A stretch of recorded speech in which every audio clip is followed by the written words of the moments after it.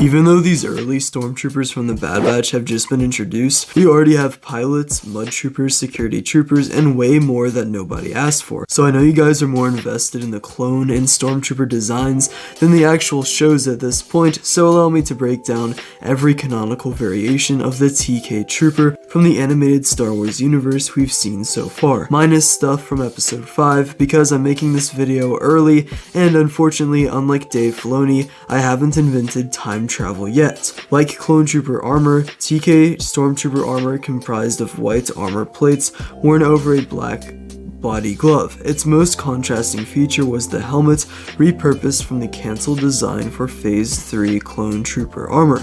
It contained a single visor with 2 lenses, foregoing the Mandalorian-derived T-shaped visors of clone trooper helmets. It also contained a raised ridge that ran from directly above the visor to the back of the helmet, which kind of looked like a helmet on top of a helmet when you think about it. The standard issue weapon of the TK Stormtroopers was the DC-15A blaster carbine. Similar to the clone troopers immediately following the formation of the Empire, most TK armor used identical white plating, foregoing custom insignias, colors, and attachments. Some exceptions existed, such as how TK shock troopers were denoted by red markings on their armor, as well as red pauldrons, as we see in the finale to the Season 2 of the Bad Batch series, which is basically the only time we've ever seen the shock trooper variants, and it's a little bit random how it's always the same guys and then we get these randomly, but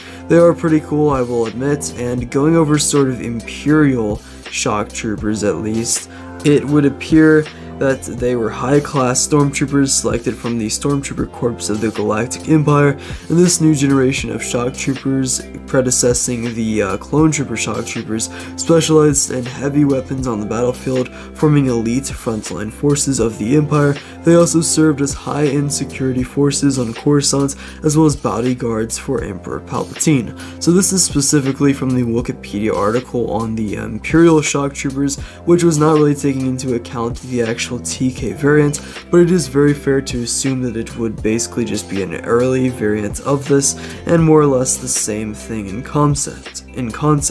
Some TK stormtroopers stationed on the planet of Lao utilized brown armored ponchos and black goggles over the visors of their helmets, surely to help with the climate of this planet, which makes more sense when we realize that we see Omega as well as Captain Man here breathing out multiple times into the cold air, with us being able to see the puffs of steam from their mouths. But it is cool that we already see these guys having their own special, unique variants here and there, and as far as I'm concerned, I kind of consider these mud troopers, but more on that later.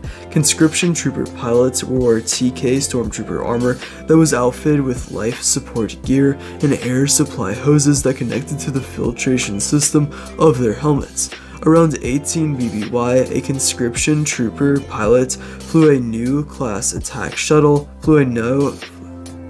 designated Shuttle 135 on the planet of Wayland to deliver a squad of TK stormtroopers to the Wayland facility on Mount Tantus. While on final approach to the Imperial installation, the shuttle was struck by lightning from a nearby storm, causing its system to become unresponsive. The pilot managed to crash land the shuttle in the jungle surrounding Tantus and released its ramp to allow his passengers to get out before climbing out of the cockpit. One of the stormtroopers attempted to call for backup on his comm link, but the Imperials were subsequently attacked by Dryax, resulting in the deaths of the pilot and his stormtrooper passengers as well. Several months later, several conscription trooper pilots were deployed in V-Wing starfighters and ordered by Dr. Royce Hemlock to shoot down the rogue clones Omega and Crosshair, who were escaping Mount Tantus in hijacked Rogue-class transport shuttles. After being informed that the clone Omega's blood was vital to a clandestine Imperial project, Hemlock ordered for the pilots to break off their pursuit, as he did not want to damage his prize, so to speak.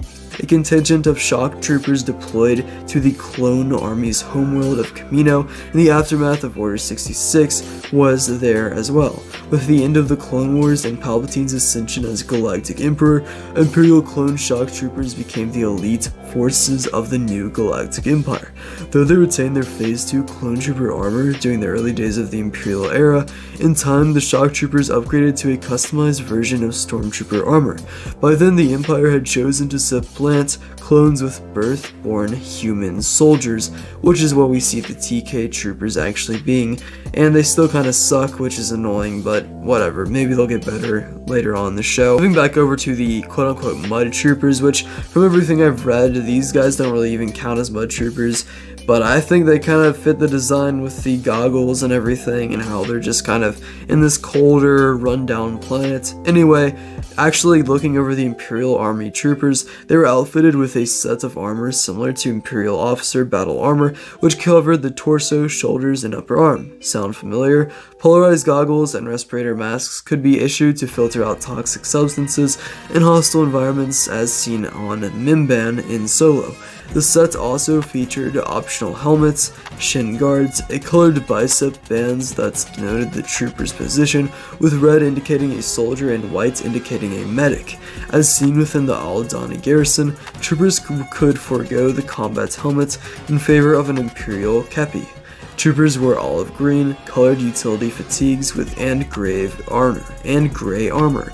Elite security troopers, such as those in the Ferrix garrison, were issued black utility fatigues and matching black armor. I'm willing to bet, though, that we will see some sort of black armored TK pilot troopers, which is basically going to be like an early variant of the TIE fighter pilots. I don't know this for sure, I just think it makes a good bit of sense that we could, as we transition into the real stormtroopers, see some real TIE fighter pilots as well. And lastly, the one that I actually think is really cool that we probably will see at some point is if they keep leaning so far into Ralph McQuarrie's designs, we could actually see a special unit of TK troopers with their own lightsabers and shields as well, which might be something that is getting developed on Mount Tantus, and something Palpatine would be interested in with an army of troopers that actually use lightsabers and utilize a more sufficient combat base, perhaps influenced by their midi-chlorian counts, or M counts as they're called in the show. But anyway, that's it for this video. I actually have a few different announcements I want to shout out. One is make sure to become a member now, because there is actually a reason for once. Usually I just kind of say whatever, but we actually are doing a thing called What If Wednesdays, where anybody that becomes a member can suggest a what if idea to me, and I will make it immediately. I will make it that very week, and if not, it'll come out sometime within the next month, as long as it is relatively family friendly. So yeah, What If Wednesdays, it's going to be exclusive, members only, and I will just make literally whatever you want me to. Any Star Wars what if idea I will do for you. Also, this is probably like the last day the merch is going to be out, so there's not too much to be said about that. But yeah, if you missed the merch, then it is what it is. I really enjoyed it, and I'm glad we got a couple purchases, but hopefully with our spring drop coming up in April, we'll get some more traction there. But anyway, that's it for this video. I upload videos multiple times a week. I also upload multiple shorts a week. But yeah, see ya.